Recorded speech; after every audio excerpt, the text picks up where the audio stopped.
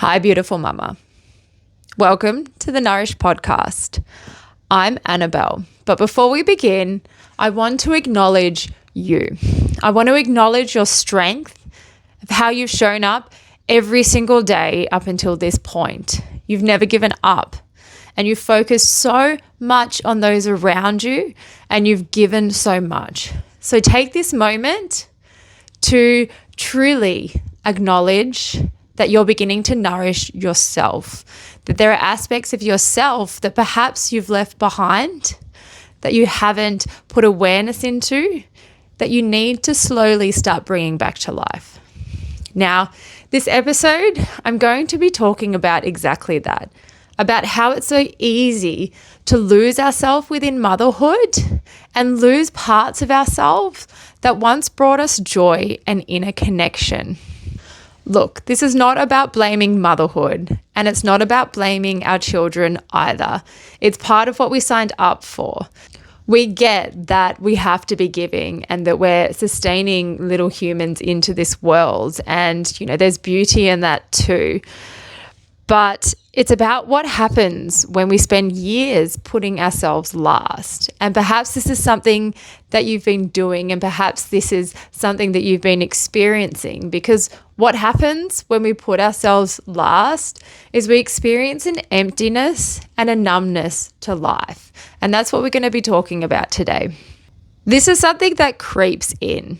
It doesn't happen all at once. It creeps in over the years, over the children that you have, until suddenly one day you might wake up and go, wait a second, I don't know the last time that I laughed. I don't know the last time that I really felt joyful in my life. I don't know the last time that I didn't feel exhausted.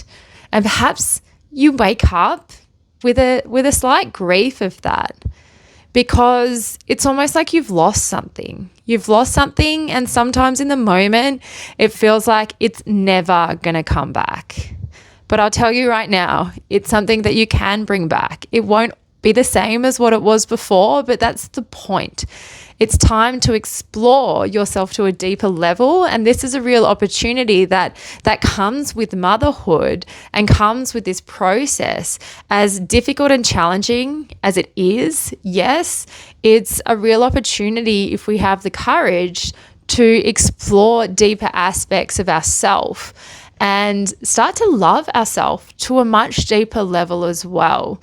It's almost like a rite of passage within motherhood almost, that, we have children and lose ourselves and learn to bring ourselves back, because that's where, the true feminine spirit and embodiment of what femininity means. It's that, wisdom and strength that comes within the journey. It's the strength that we find of, being able to live a life that's full of such emotional labor and still be able to bring ourselves back to who we are. Still be able to bring that lightness and that aliveness back to our core, back to our center. Because once you go through a journey like motherhood and you do lose yourself, when you bring yourself back, it's like nothing can shake that. Nothing can shake that. Okay. The problem today is that women are finding it, and perhaps you relate to this, women are finding it a lot more challenging to bring themselves back to who they are. And, that creates a tension within the household and a dullness of life, because the mother brings so much life force into the home and into the family. And, it's hard. It's hard to wake up one day and look around and realize that you don't remember the last time you ever felt like yourself. The last time you laughed or really felt joy. And it can be quite shocking as well to admit that to ourselves. Because the truth is, the reality of motherhood is that women stop asking for what they want. They're constantly giving, and they get into this mode. We all get into this mode of constantly give, so that when there comes a moment where we can finally take something back for ourselves, whether that be, a moment of peace or 5 minutes of resting on the couch before we launch into another chore, or even just a walk around the block by ourselves, like it can become so part of the routine to constantly give that we actually lose the opportunity or the awareness of opportunities when they come for us to bring ourselves back to ourselves. It's a pattern that is constantly fed by productivity. Now, motherhood's not all about productivity because, you look at the mothers and it's like, okay, wow, there's so much to do. A mother's work is never done. And, that is true. But the fact that a mother's work is never done means that we need to incorporate rest and retreat within that. And so many mothers aren't. Often the real struggle is not actually our children. It's all the responsibilities that come with motherhood. Somebody once said to me that motherhood is a masculine role. And I don't actually agree with that. I think that everything that comes with motherhood and everything that's expected of mothers in relation to, the house, the chores, the food, the drop-offs, yes, that's masculine, but motherhood in itself, the essence of motherhood and what it means to be a mother, that's deeply feminine. There's a mystery to it, and there's an emotional attunement that mothers have, especially when they're connected to ourselves. Because emotions are the feminine. There's that depth, there's that intimacy that comes from being a mother. If you think about back to the early days of, when you first had your bub, and it's like, it's in the middle of the night and it's just you and your little baby, this tiny little thing, so delicate. It's in the middle of the night and you're feeding and nourishing them. That is deeply feminine, okay? Because there's attunement there. There's emotional attunement. There is this trust that, cannot be broken between you and your child. And that doesn't end. It doesn't end. It just becomes more challenging because of everything that life puts on top of us. And that's the masculine being forced onto the feminine. And unfortunately, we live in a masculine world. We live in a world of productivity. We live in a world of doing. And that's crushing the real essence of what it is to be a mother, of what it is to be truly connected to ourselves, of what it is to truly understand the depths of life. And that's on both spectrums too. That's understanding how it feels to be deeply exhausted, yet still full of life. And that is beautiful. And that is the sacred feminine. And, I'm not here to get all mystical on you or woohoo, but, these are different aspects of a spectrum that we need to be aware of, because mothers are losing that. Mothers are losing that feminine embodiment that is so important for children. Because when we lose that and we're all in the masculine, how can our children be emotionally attuned to us? They can't. Because if we're not emotionally attuned to ourselves, then how can we expect our children to be emotionally attuned to us? They can only attune to our emotions to the level of depth that we're attuned to our own. So it's so important, not just for, our own happiness and our own health, but for the happiness and stability of our entire family. And so when we're faced with this disconnection and deep inner discontent, we're put in situations where, we have to force a smile on our face, where we have to practice masking calm, whereas inside we don't feel like that. And, I know that I've done it.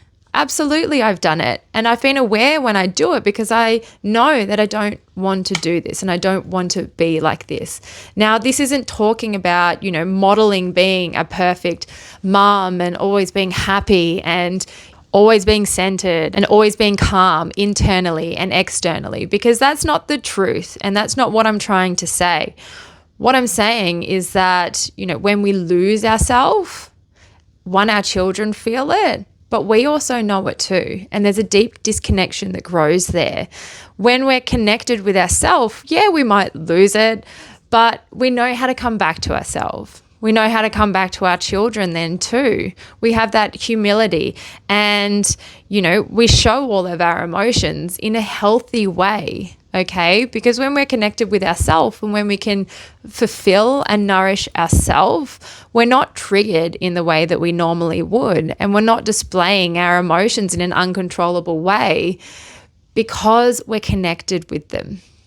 Look, the real truth in this is that our nervous system adapts to us losing ourselves. Our nervous system works within pattern recognition. And when we abandon ourselves over and over and over again, our nervous system tends to expect that. We create that pattern within us. And then we're put in this situation where our nervous system perceives giving as safety.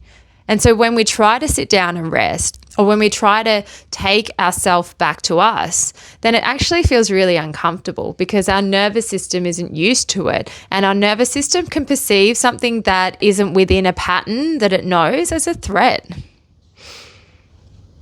And so it just becomes easier to stop giving to ourselves because of this pattern.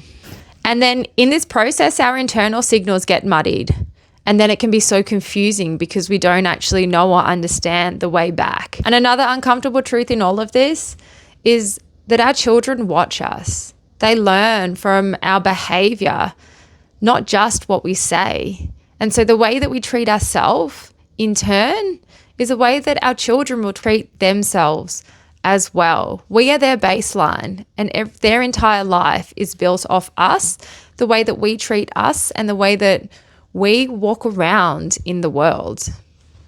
So take some time to think about what parts of you've put on hold, that you know that there may be aspects of yourself that you want to explore deeper, or simply external things that you want to do that will help bring that back to you. Because the point is the more that we can take ourselves back, even in the small moments, to connect ourselves with us, who we are in the moment, then the brighter our inner spark will become, the fuller our cup will be, so to speak. So see if you can take one moment this week to drop the productivity, drop the obligation, and choose something for you. It doesn't have to be grand. It could simply be choosing kindness towards yourself in a moment where you would normally show yourself shame. This isn't about pressure. This is about self-connection. So let's bring yourself back. And in all honesty, many mums were never shown how to mother without losing themselves.